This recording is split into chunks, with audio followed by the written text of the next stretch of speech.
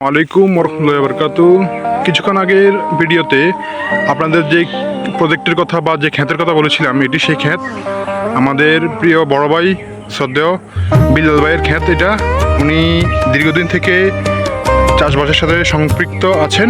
তো এটি হচ্ছে ওনার ক্ষেত, দেখতে পাচ্ছেন। এই আমাদের প্রিয় ভাই।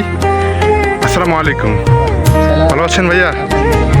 ভাইয়া, আপনি এখানে কি খেতি করেছেন? এখানে করল্লা, যাকে বলে সিসিঙ্গা, তারপরে নিচে আরও তরকারি নতুন বীজ রোপণ করা হয়েছে, যেটা বর্ষাকালীন, সেটা আরও পরে আসবে ইনশাআল্লাহ। আপনি তো কোনো ফরমালিন বা হচ্ছে কোনো মেডিসিন ইউজ করেন না, তাই না? না, এটা কীটনাশক মুক্ত, যেহেতু পোকা আছে তরকারিতে, সেটা দেখলেই বুঝতে পারবেন। এই যে দেখেন, প্রিয় দর্শক মণ্ডলী, আপনারা দেখতে পাচ্ছেন যে এই তরকারিগুলি বা হচ্ছে এই সবজিগুলো একেবারে কীটনাশক মুক্ত। এগুলোর মধ্যে দেখুন অনেক পোকা আছে, তার মানে কি এগুলো একবারে পিওর সবজি। মানে এগুলো খেলে আপনার কোনো রোগ বালাই হবে না ইনশাআল্লাহ। আমরা বাজারের মধ্যে যে সবজিগুলো দেখি বেশিরভাগই হচ্ছে ফরমালিন যুক্ত, কিন্তু এই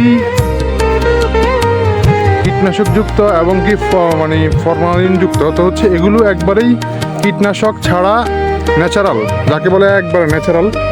তো এগুলো দেখতে পাচ্ছেন অনেক সুন্দর সুন্দর সবজি, করলা, তারপর ধুন্দুল, সিসিঙ্গা, এগুলো এখানে রয়েছে। অনেক বিশাল বড় ক্ষেত।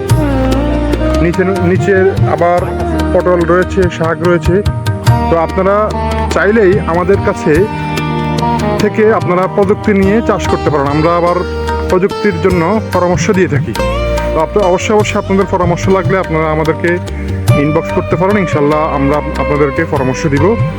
তো আমাদের নতুন নতুন ভিডিও পেতে অবশ্যই আমাদের পাশে লাইক, কমেন্ট, শেয়ার করে পাশে থাকবেন এবং আমাদেরকে কমেন্টস করবেন, উৎসাহিত করবেন। সকলে ভালো থাকবেন। আসসালামু আলাইকুম ওয়া রাহমাতুল্লাহি ওয়া বারাকাতুহু।